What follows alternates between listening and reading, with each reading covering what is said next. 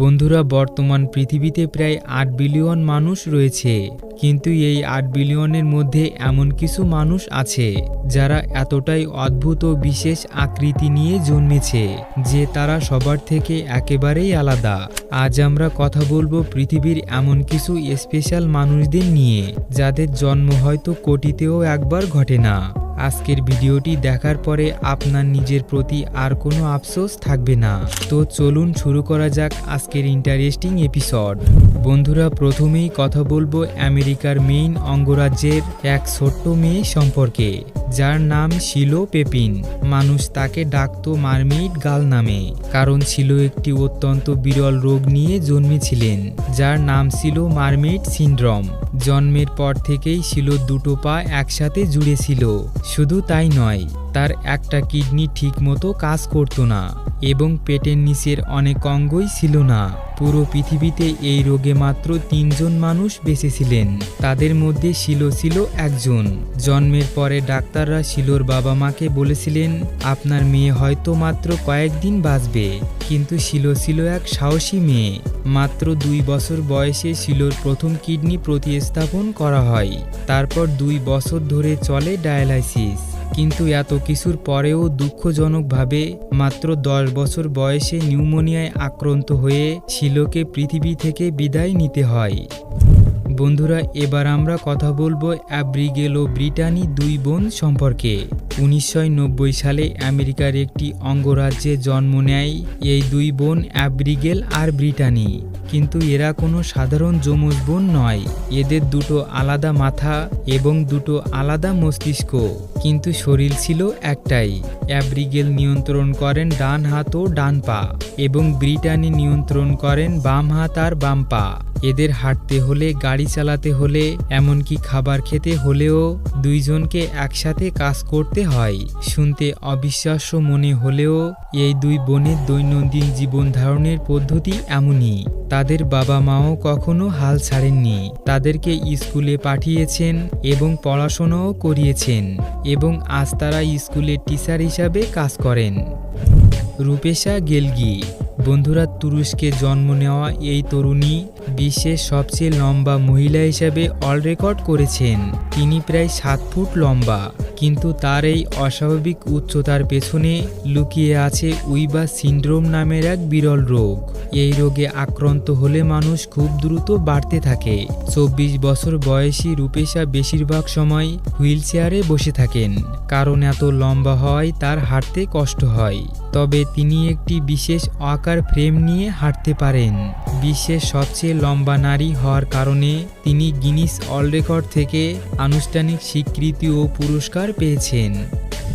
কলিন্দ্র Vieira.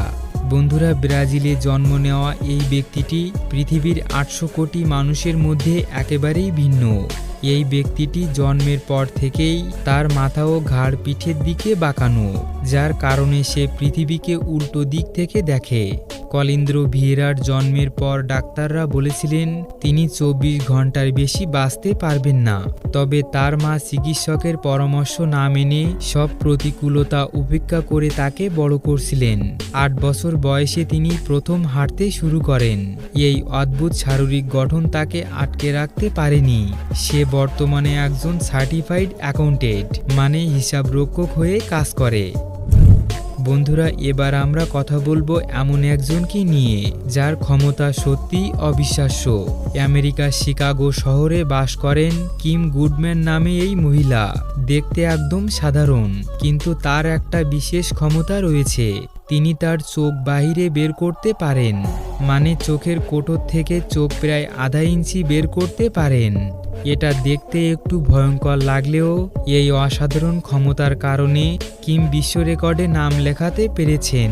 মজার ব্যাপার হলো, কিম নিজেও জানতেন না তার এই ক্ষমতা আছে। সে বলে থাকেন হঠাৎ একদিন মাথায় আঘাত লাগার পর থেকেই তিনি নাকি এই ক্ষমতা পেয়েছেন। দেবেন্দ্র সুতার। বন্ধুরা, ভারতের দেবেন্দ্র সুতার পেশায় একজন সাধারণ সুতার, কিন্তু তার একটা বিশেষত্ব আছে যা তাকে বিখ্যাত করেছে। দেবেন্দ্র ২ হাতে রয়েছে ১৪টি আঙুল এবং ২ পায়েও রয়েছে ১৪টি আঙুল, অর্থাৎ মোট ২৮টি আঙুল, যেখানে একজন সাধারণ মানুষের মোট 20টি আঙুল হয়ে থাকে। এটি তার একটা জন্মগত সমস্যা এবং এই সমস্যাটি হয়ে থাকে পলিড্যাকটাইলি রোগের কারণে। এই রোগের কারণে মানুষের জন্ম থেকেই বেশি আঙুল হয়ে থাকে।